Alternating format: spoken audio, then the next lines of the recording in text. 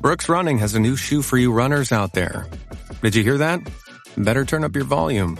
In fact, turn it up to the max. Introducing the all-new Ghost Max. It's got all kinds of things to make your knees and ankles feel protected. Like Max Cushion, Max Soft Landings with DNA Loft V2 foam, and Max Smooth Rides with their Glide Roll Rocker. Feel better on your run with Ghost Max. Learn more at brooksrunning.com.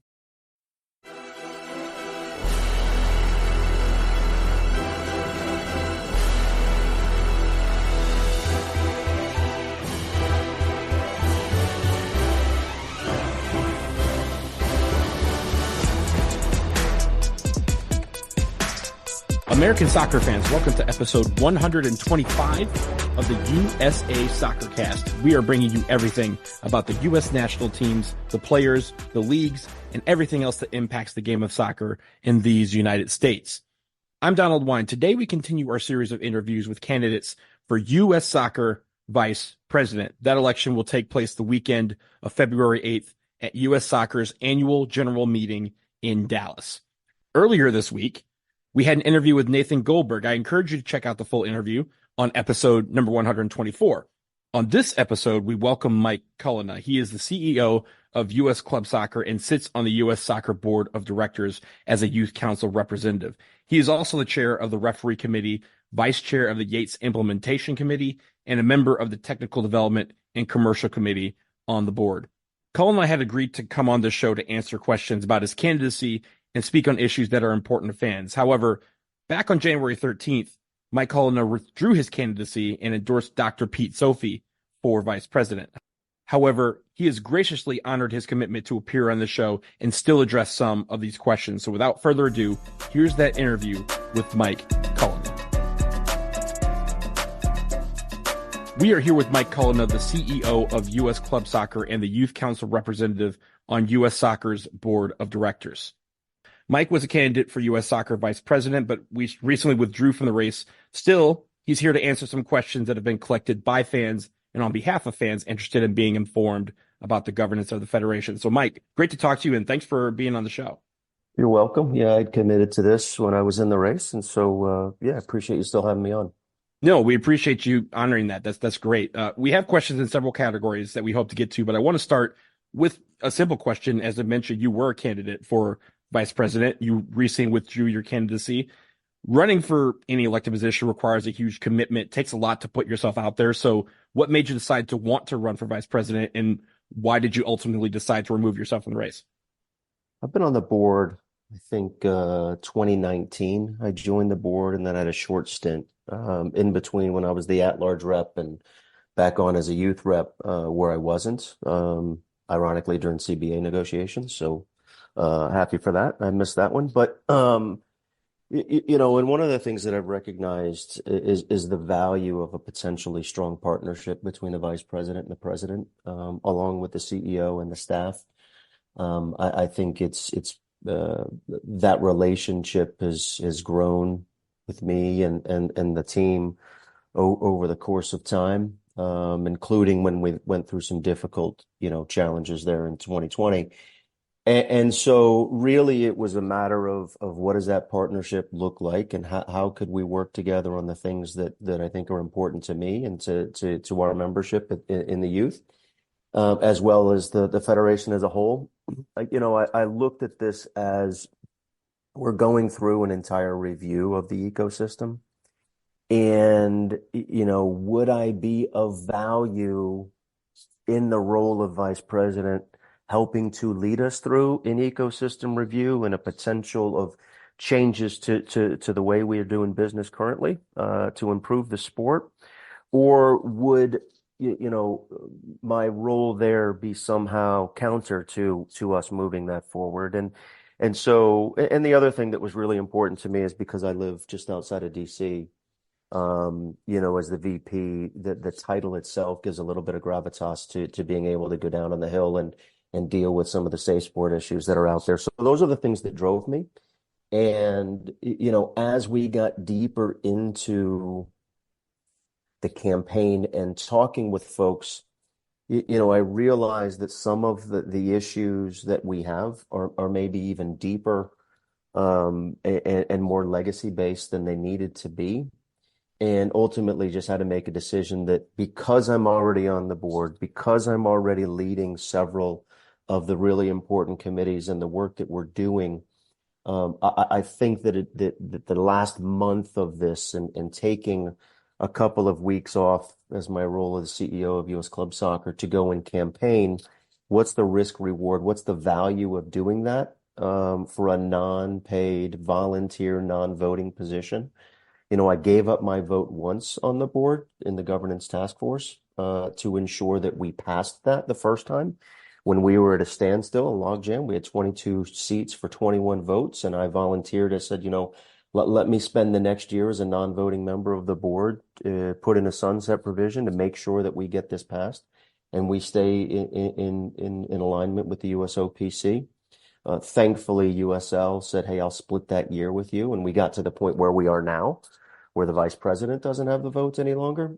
So I was willing to do that for the good of the group, but in analyzing it and thinking through it no longer seemed like I was going to have the type of impact on the things that we need to have in that seat that I couldn't have in this one. So, so I stepped aside and let the other two candidates do their thing.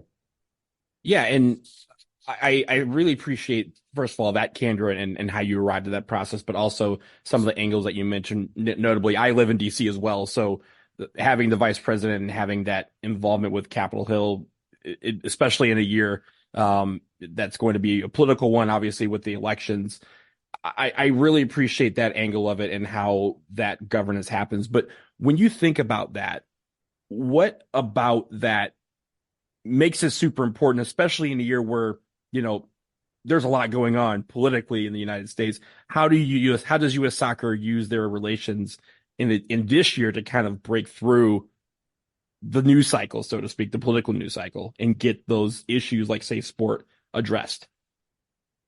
Well, they're doing the work already. Mana and Emily and Allison, and Bria and team, they're doing the work already and building those relationships and working through both sides of the hill to address these concerns. That work is happening.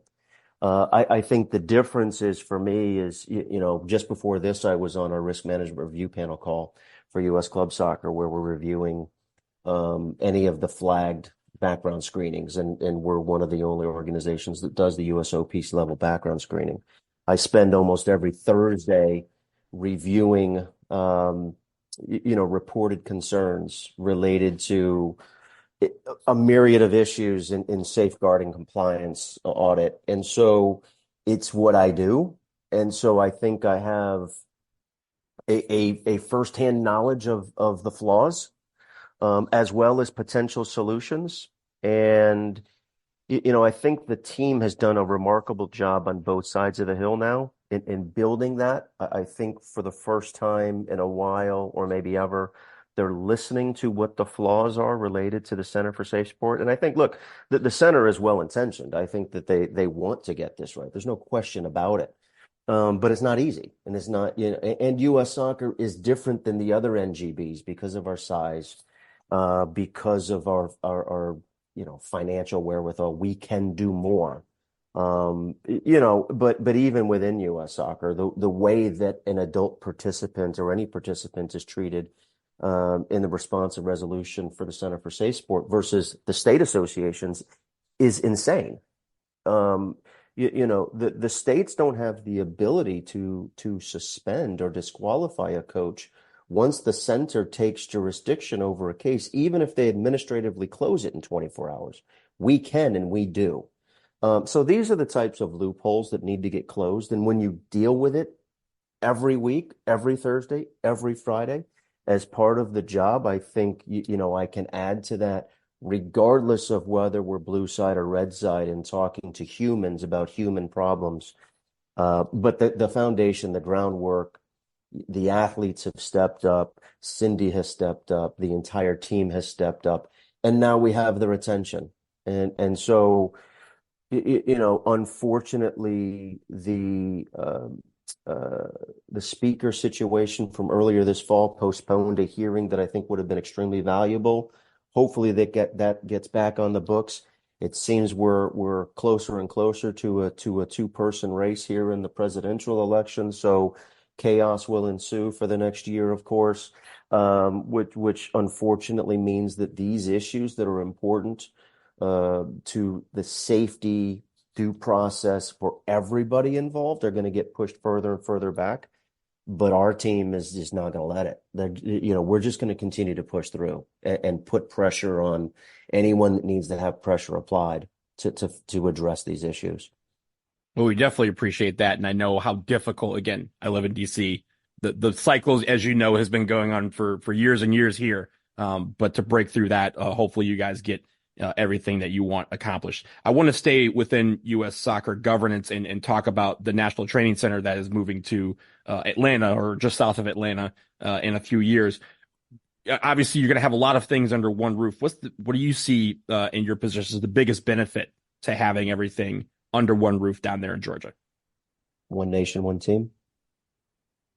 One nation, one team. We have offices in Kansas City and LA, and we've got in Chicago, obviously. We've got an extended national teams program that is having to claw for gym space or field or ground space, and now we're going to provide world-class opportunities to all of our extended national teams, and not just our YNT, but all 27 now will be together. And I think that will provide an opportunity to build a culture across all of our disciplines and all of the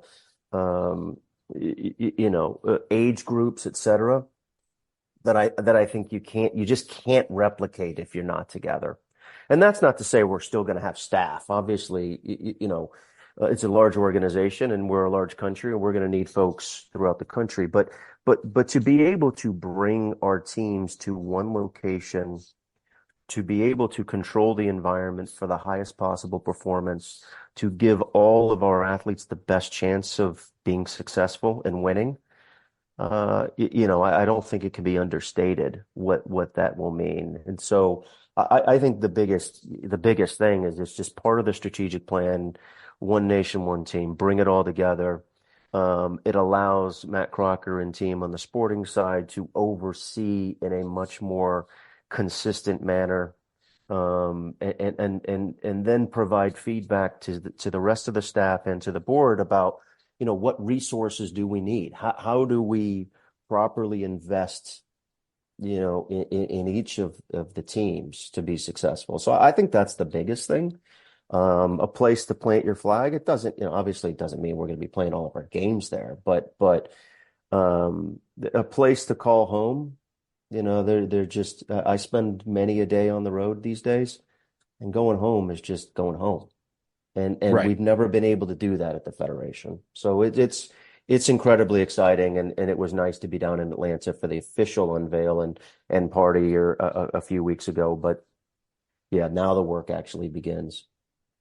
And I'm super glad to hear about the extended national teams and the resources that, as you mentioned, they've been kind of having to scrap for over the last few years. They'll be able to have, dedicated training facilities for themselves. And I think that part might be, in my mind, the biggest benefit there, because they deserve it. And having everybody under one roof will definitely help them as well succeed. I did want to offer another question that's related to that, kind of lumping everything under one umbrella. You're on the referee committee, if memory serves correctly, and this is a question that combines what you're working on with the state of coaching. Obviously, certification programs, increasing prices of everything. How does U.S. Soccer continue to make higher caliber coaching and refereeing available, and having those certification courses available for people who can't afford that, the travel and the increasing prices? How do you level the playing field and get more people involved in those areas? Well, for good or for ill, I'm the chair of the referee committee now, and I took that over here in 23, and hopefully, Cindy will allow me the chance to continue there in the next cycle. I've been a referee off and on for 30 plus years. My son's a regional referee. JT's a referee. Nelson Akwari, who's the chair of the technical development committee, has become a referee. So, this is important to us. This is something that we recognize. I remember during the shutdown in 2020 in late spring, I said to the board at one point, we're going to come out of this in a referee crisis. There's no question in my mind, we're already trending to one. And we're going to have referees who learn to live without the supplemental income, realize they don't need the nonsense associated with officiating, and not come back. And it's exactly what's happened. So now we're in a crisis. Make no mistake. We've registered 30,000 fewer referees this year than we did in 2017. Fewer than 1.5% of all referees have progressed past a grassroots certification. So, you could say ref abuse is a problem. You could say that registration and access to being able to register in real time is a problem. Every week you will see, regardless of the area that you live in, a cry for help from the assigners every Friday and Saturday morning saying these are the games that are uncovered. But there's no ability for them to attach a link to say, hey, go here and get registered, because the process is so convoluted and difficult that we can't get folks who have been a part of the game for years and years and years registered in real time. You have to, right? So you could say that the barrier to entry related to cost and the purchase of uniforms is a problem. You could say that the assigning mechanism, the inability to share data is a problem. The individual referee progressing and mentoring and coaching and development is a problem. You could pick any one of those areas and say it's a problem, and you're right. They all are an issue. And so, what I did when I took over RefCo is very early on in our meetings, I realized that we're not going to have political solutions to real world problems. And so I made a proposal to the board that passed here in December that said, we need to change the scope of the referee committee and work with our technical development committee to be able to put together working groups that are filled with folks who do this every day versus just people elected to solve the riddle. When Carlos appointed me to be the chair of the coaching working group of the youth task force back in 18, 19, whatever that was, 1920. One of the things that came out of that group was how do we establish standards in coach education that are shared across the country? The standard of the education is the same.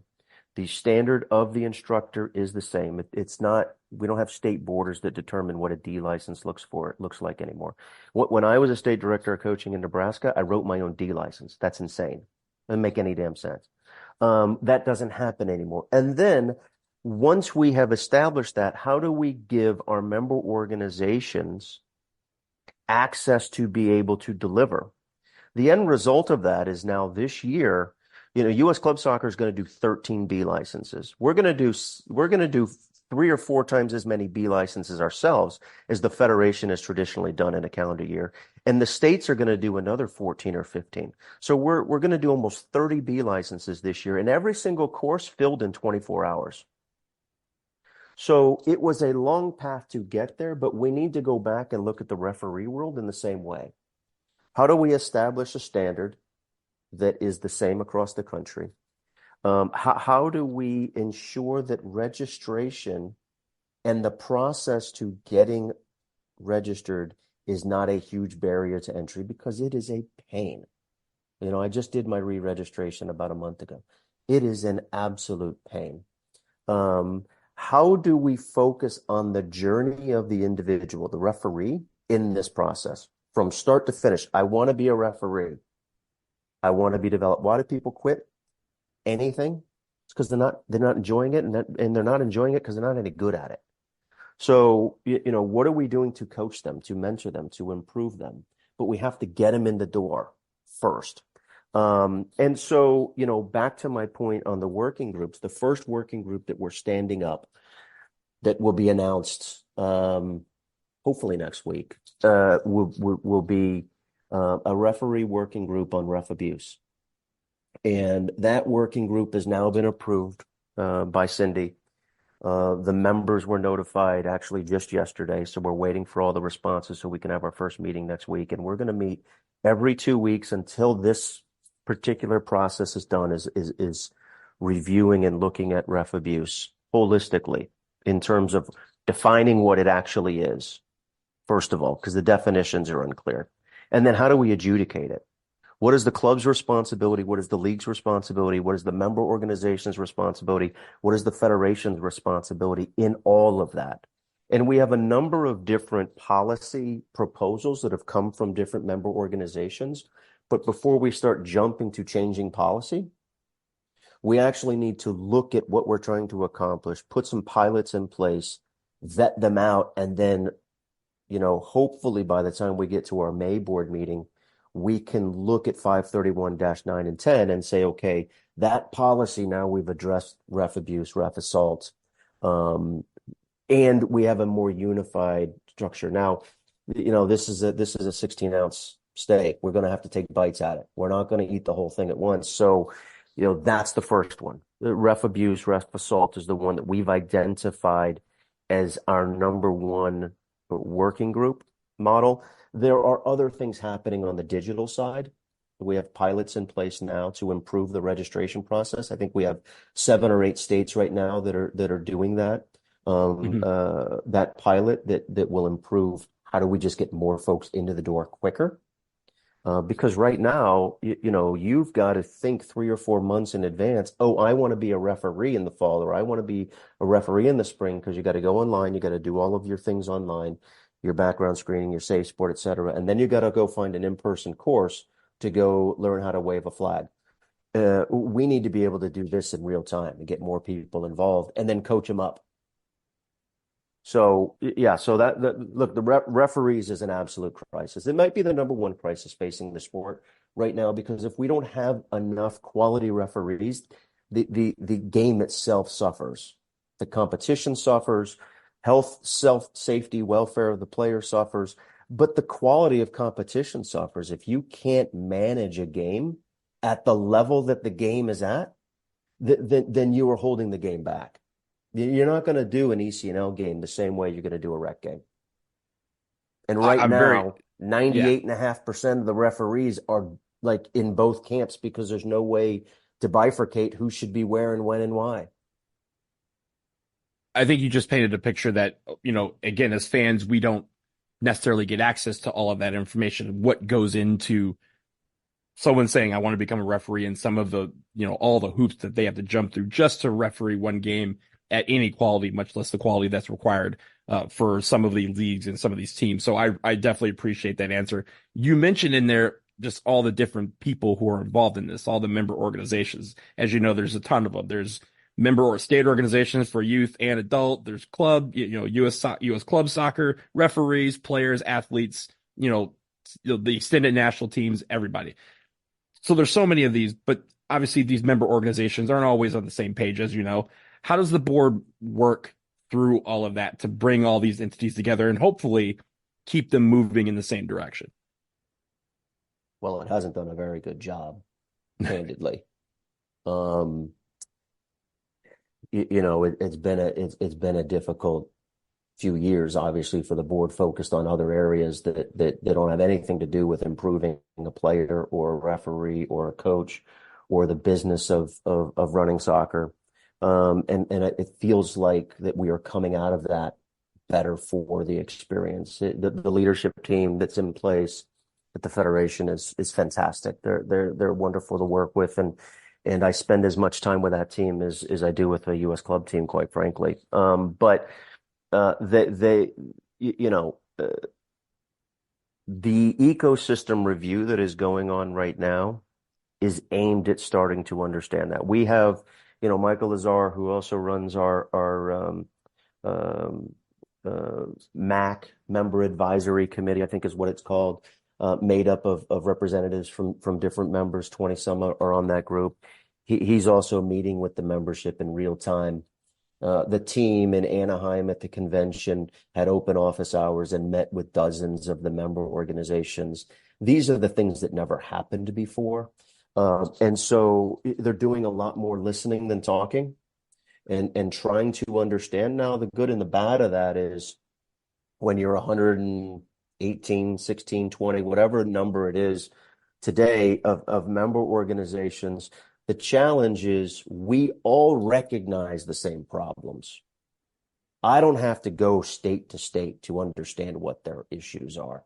I'm in Virginia. I know Virginia's issues. I know Washington's issues. I know Texas's issues because I've lived in this ecosystem for 30 years. Now, there's nuance. There's nuance, socioeconomics, climate, different operators with different motives in different parts of the country that aren't always pure. So there's nuance, but generally we're all recognizing the same problem. The challenge is we would all have our own solution.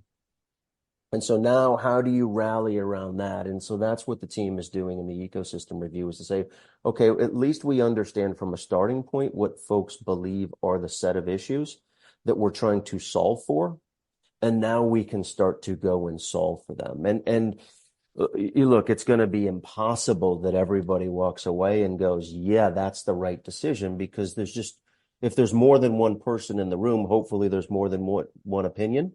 But hopefully we can coalesce around a general set of principles and guidelines for what we're trying to solve for, and then go solve for that. And the other thing that's become clear to me that I always suspected, but was clear to me, is that the challenges aren't just between member organizations. It's easy to say that, U.S. club soccer versus X state versus USYS versus, we actually speak way more than people would recognize. I've been on calls with USYS folks this week.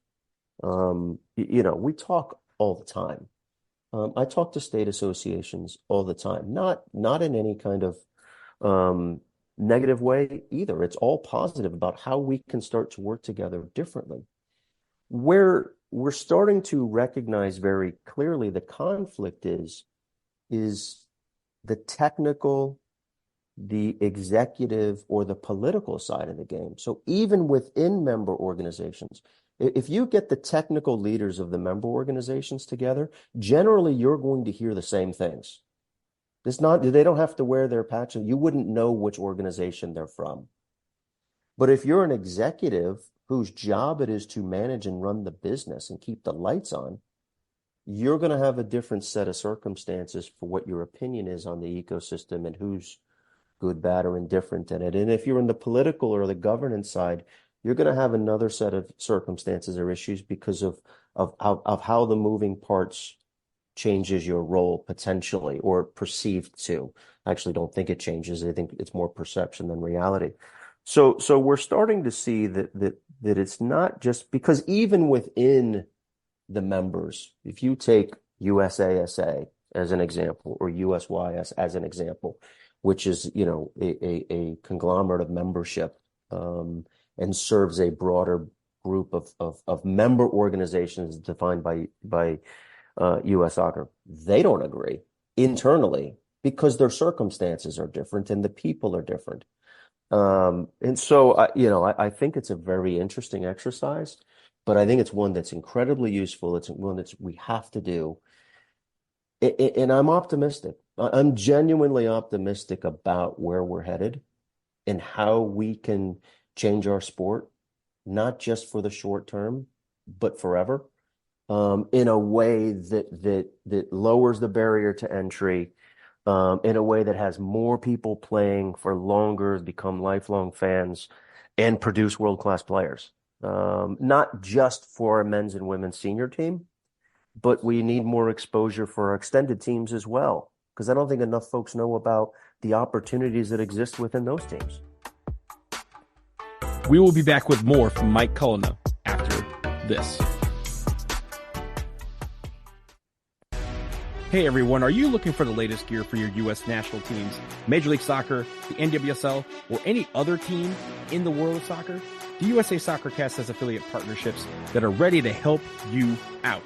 Head to linktree.com/USA SoccerCast, where we have links to Homage, Fanatics, the MLS Store, and Breaking Feet. You can get the jersey, shirt, hat, or accessory you're looking for to support your team. while also saving some money and helping this show in the process. Again, linktree.com/USA Soccercast. Click on the links and get your gear. And we thank you as always for your support of the show.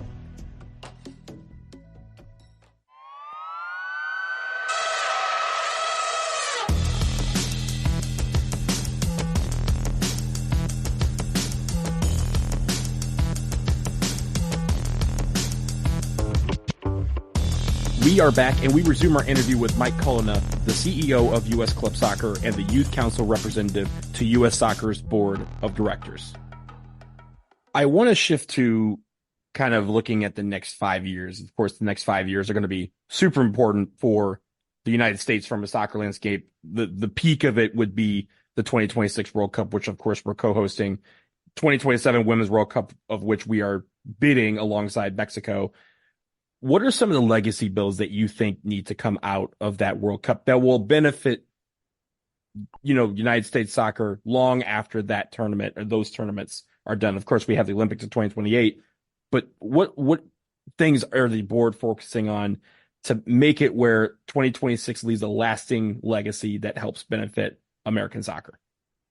Yeah, I think we've got to look at 2024 as part of that legacy build.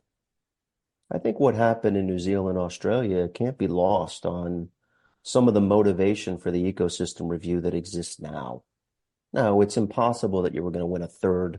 Not impossible. It's very difficult to win 3 in a row, for sure. Mm-hmm.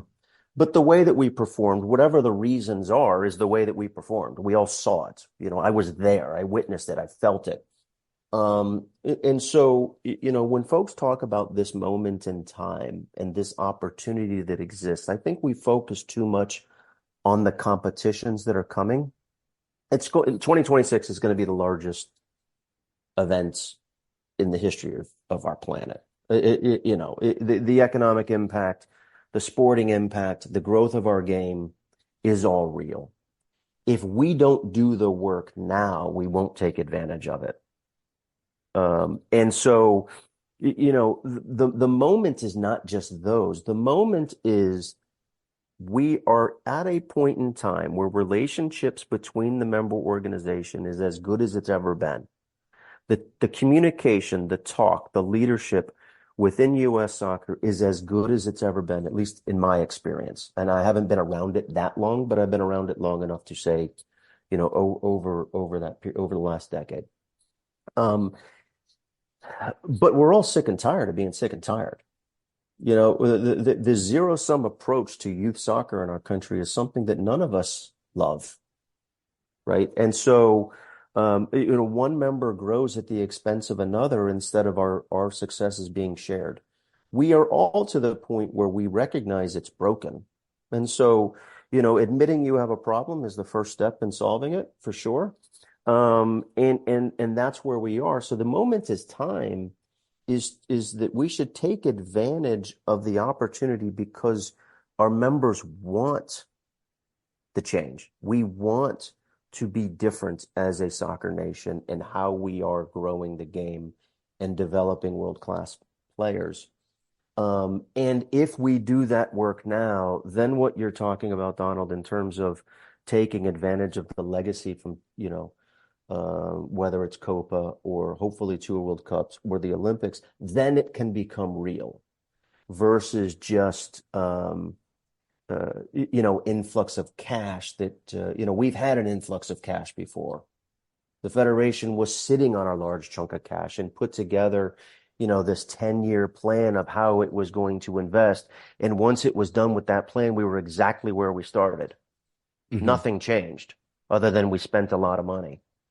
So if we don't actually do the work now to prepare for it, then those are just going to be the best events ever hosted in the history of our planet, but they're not actually going to have a lasting legacy that it could have on the sport.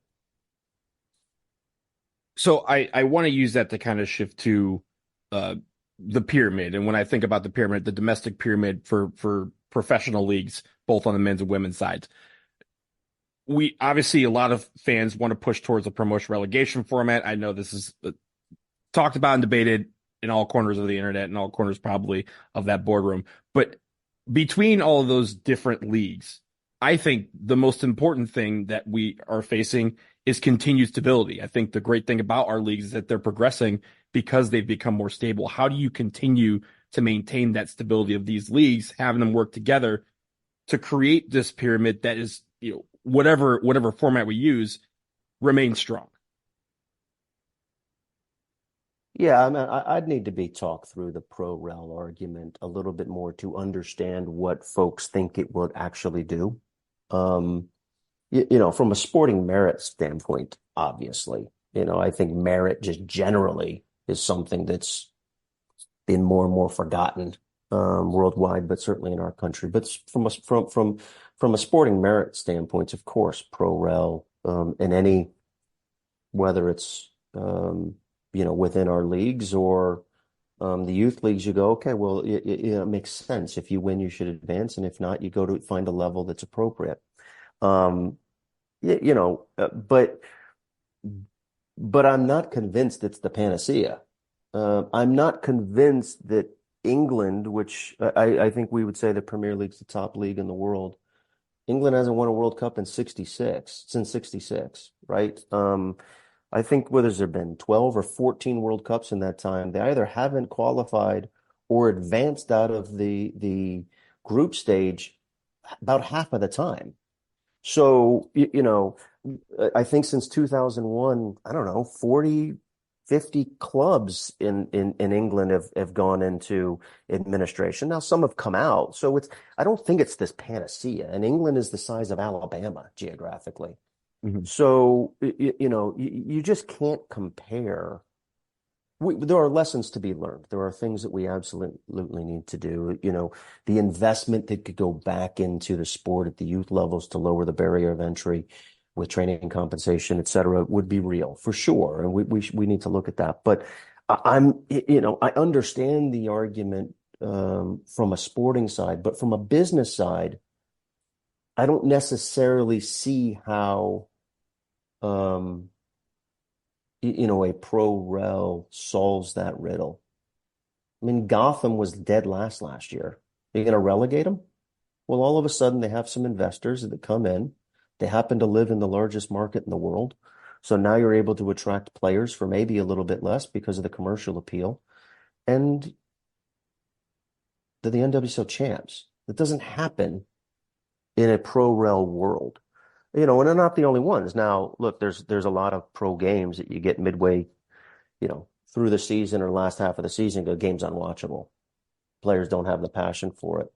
But that's different than the business of stability. And,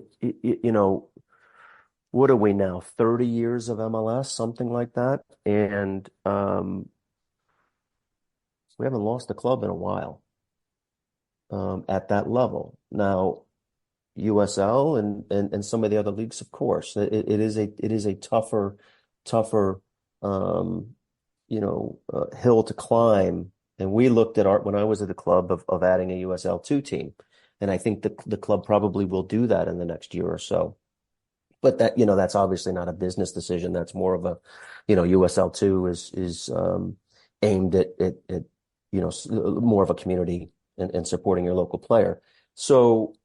But I don't live in the pro world. I've not worked in the front office. I would be the last person to tell MLS or NWSL or USL how to run their business. What I do know is for us to be a successful soccer nation, we need successful professional leagues. And we should be doing everything we can to support the growth of those leagues and the stability of those leagues. That is not my area of expertise. I have opinions as a fan, but I would be making it up if I said this is what they should do or not do. I think it's for them to decide. And look, NWSL is now past a decade after, multiple attempts that have failed. So they are doing something right. USL is expanding its footprint. They are doing something right. Now, we are losing clubs along the way, and it is harder for sure. And I get it. And so I just don't think there's a magic bullet here. when focusing on that, I know the USL you mentioned has expanded. They're also expanding on the women's side. On the women's side, we have the USL Super League coming in this Hmm. summer. We have the W League already in place. NWSL is expanding. A lot of calls from people about increased competition for the clubs on the women's side, namely a US Open Cup style of tournament. Is that something that US Soccer might be focused on? And if so, is there a timeline in place for gauging when that might happen? I don't think there's any question it's something that the Federation's interested in doing. And I think personally, let me take off of my board hat for a minute. I don't want to speak for the Federation as it relates to this. I'll speak for myself. I think we need to have a Women's Open Cup. Um, but yes, I think that timing of that and how that all comes together. I'm not privy to that. I'm not on the Pro League task force. I'm not on the Open Cup committee. I have enough going on in the committees that I'm on. So I get updates from time to time for the folks that are focused and become educated in that and how and when and why. And I will fully support it when it comes up ready to launch. If it comes up ready to launch, which I hope it does. I want to shift to a couple more questions. I know we have a few more minutes with you, but one question I wanted to get to is in the area of inclusion. And right now, there's been a push to expand U.S. soccer's reach in finding talent in communities that they aren't necessarily historically targeting. What is U.S. soccer doing right now to reach out to some of the Black, Brown, and even Native communities that may either be in our inner cities or, in the case of the Native communities, on those rural communities that are hard to reach? So let's go back to what we talked about with the ecosystem review. Right now, a member organization has no incentive at all other than doing the right thing, which the right thing doesn't always make business sense. You can't keep the lights on sometimes doing the right thing. To go into areas where we don't currently as a sport exist or don't exist within the federation and build programming and invest in programming when as soon as you do, those players, those communities, those leagues, et cetera, can pick up and move to another member organization. And so we need to have a system in place where we are empowering, not just in terms of knowledge and expertise and money, but in terms of shared success at the local level, our state associations to do exactly what you just said.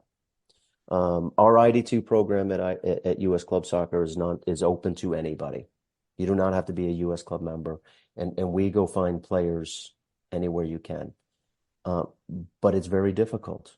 It's very difficult to go into communities where we have not established relationships. We've not built an opportunity for the culture to build between organizations. So what can we do for our clubs at the local level to say, look, I'm going to also go invest, across the train tracks or across the bridge to bring in a whole new group of members that don't exist. When I was at Prince William, more than half of our players were non-white. We have a huge Hispanic culture. And I learned a lot about, what that looks like. And we started, doing 25 to 30% of all of our communications and marketing in Spanish. The Federation, the D license now is available in Spanish. And so we need to do more of that. But it all goes back to how collectively we can invest in growing the sport. We also need a scouting network, a scouting department, first of all, that recognizes and is interested. So we have to make sure that that's true.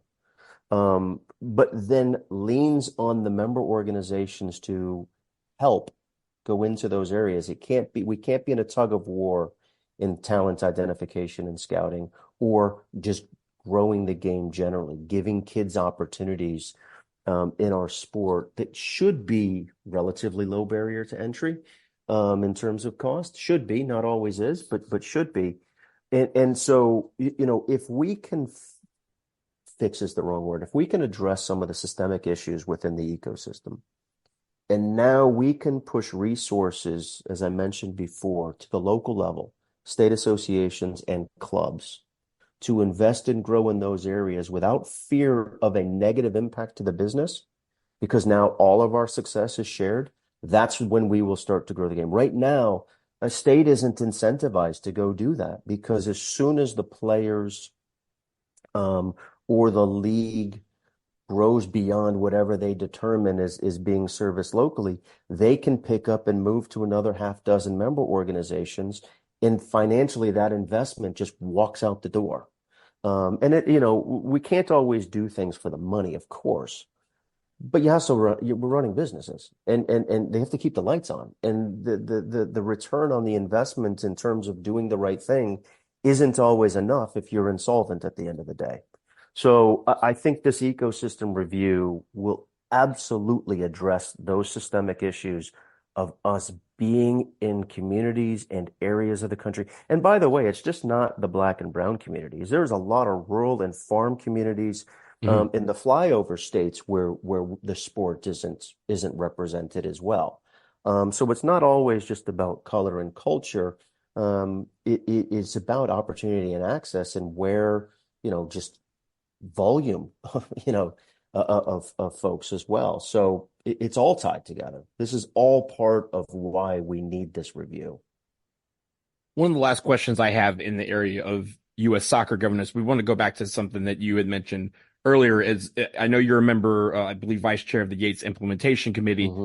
It's been a lot of work done. I've personally been involved in that work, so I thank you for your leadership in those areas. But as we continue to evolve, as we're implementing some of these, things that come out of the Yates report, how is the focus going to continue to be on these women's players and also the youth players who right now are having issues with safe sport? How do you address that to ensure that they remain safe and able to speak out about abuse or any other, issues that may come their way?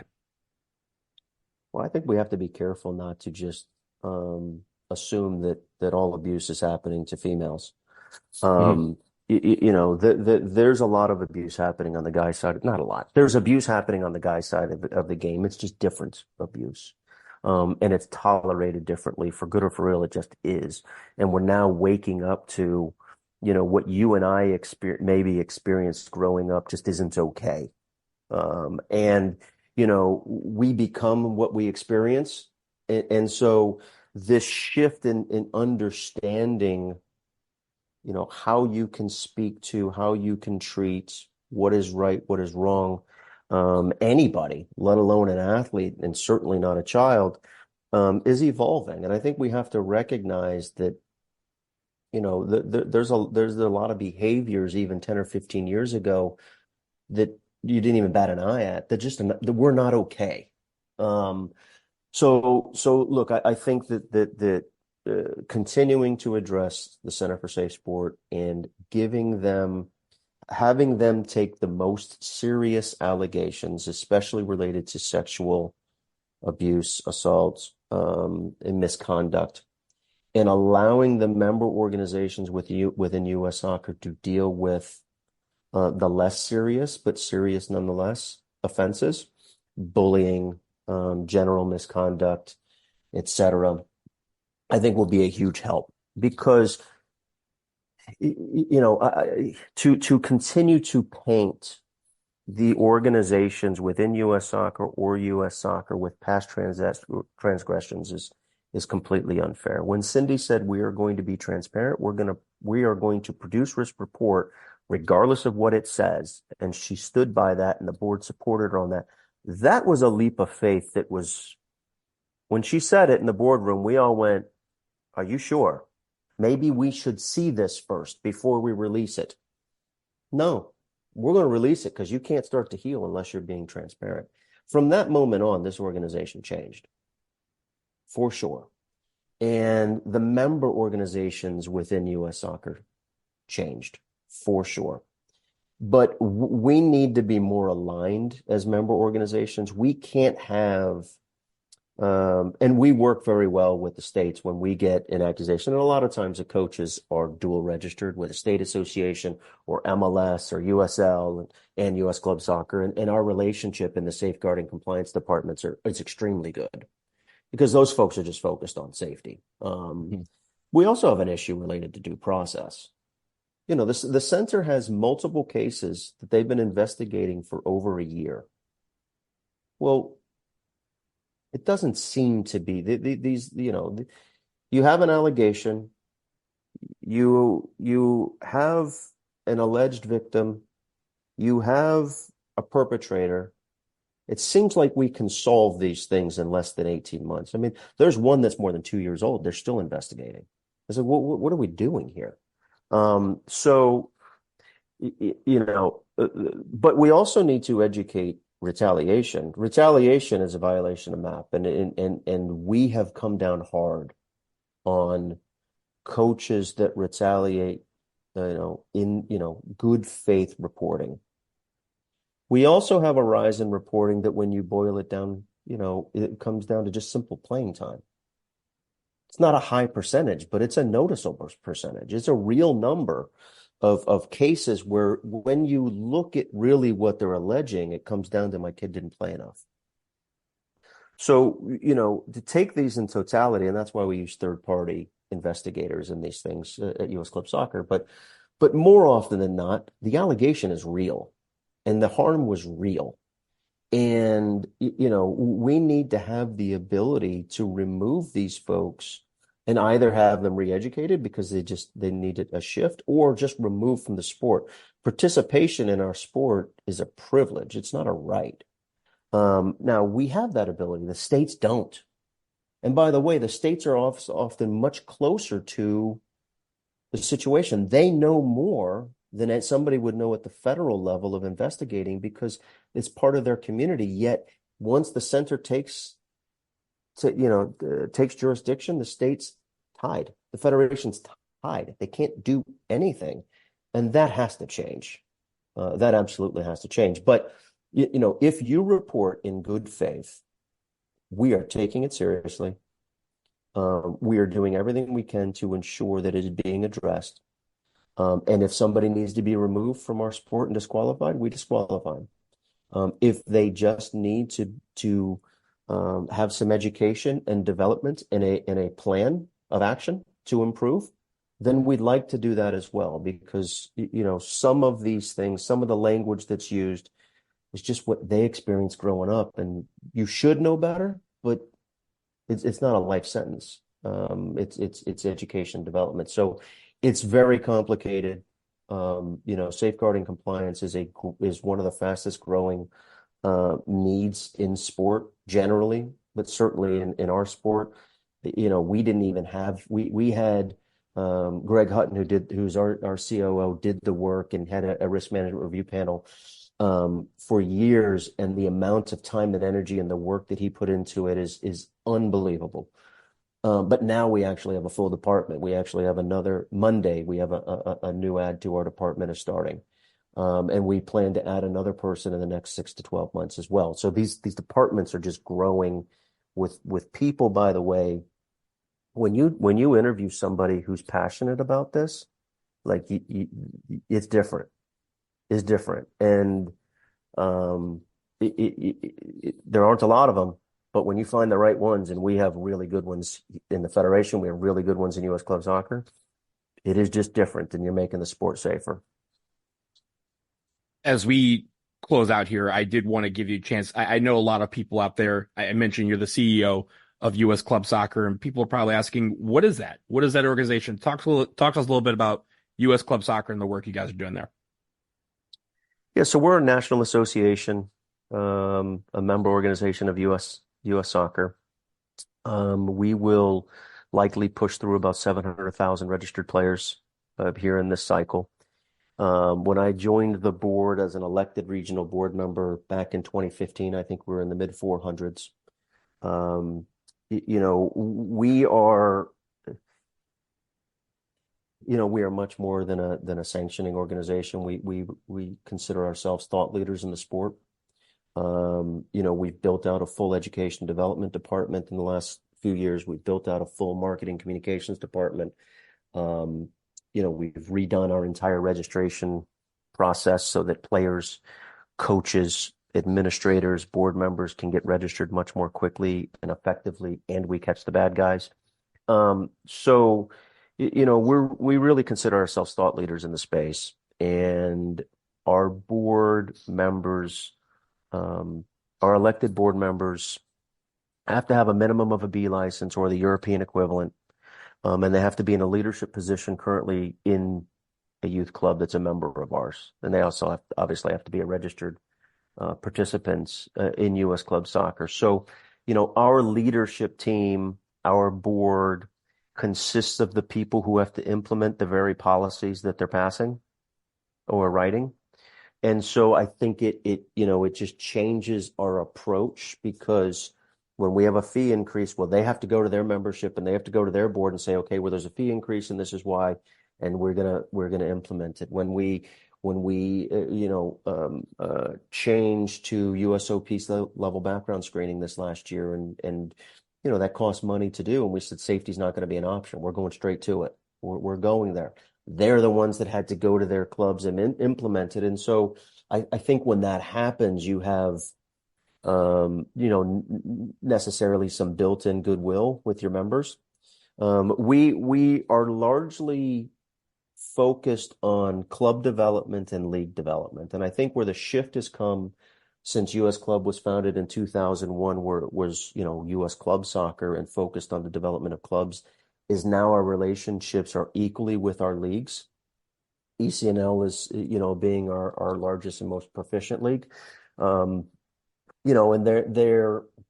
they don't just sanction with us. We don't have sanctioning agreements. We have strategic partnership agreements with them. How are we improving the game? What do you need from us in terms of education of coaches, in terms of education of clubs, but also the other non-sexy things that come along with sanctioning, whether it's insurance or, screenings, et cetera, et cetera. So yeah, that's the organization. We have 19 member leagues that are part of our NPL platform across the country, plus the NPL, and we have a few hundred leagues across the country that are either in the competitive or rec space. We give them a reasonable level of local autonomy, although within the framework of our policies. And we've become pretty serious over the last half decade or so of making sure that the standards are what they need to be, related to player health and safety, but also just what should the game look like. If you want to learn more about U.S. Club Soccer, you can go to usclubsoccer.org, learn more about that. Mike Cullina, CEO of U.S. Club Soccer and the Youth Council representative to U.S. Soccer's Board of Directors. Thanks so much for coming on. I know in this candidacy you removed yourself, but being able to come on here and spend some time with you, I find myself very well versed in the area of soccer governance, and I learned a lot from having this conversation with you. So I appreciate you bringing on. Yeah, I appreciate it. Thank you to all the fans. I think, I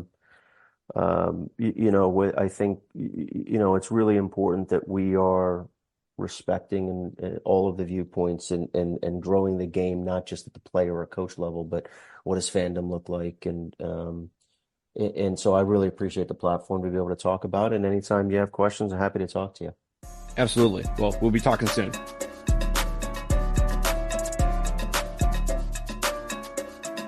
Once again, I'd like to thank Mike Cullina for coming on the show and answering these questions, especially given the fact that he has withdrawn from the race and still wanted to address some of these issues that face U.S. soccer. I really appreciate him addressing fans via this show. And as I've mentioned today, I have plans to speak with Dr. Pete Sophie, the other remaining candidate, early next week.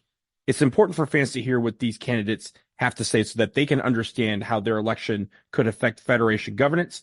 And I think fans should be a part of that discussion. So I encourage you to share this far and wide, and also to check out all the other candidates to make an informed decision about who you think would be best to support U.S. soccer in the governance of everything that is American soccer in this country. But that will do it for episode number 125 of the USA Soccercast. Thank you so much for listening. Remember, follow us on Twitter. We are at USA Soccercast. Don't forget, we have affiliate programs with Homage, Fanatics, MLS Store, and Breaking Tea. Head to linktree.com/USA Soccercast to learn more. Click those links to those sites and support the show while getting the latest gear. And, of course, we encourage topic suggestions as we move forward. You can email them to usasoccercast@gmail.com or tag us on Twitter. We'll talk to you again soon, y'all. Peace.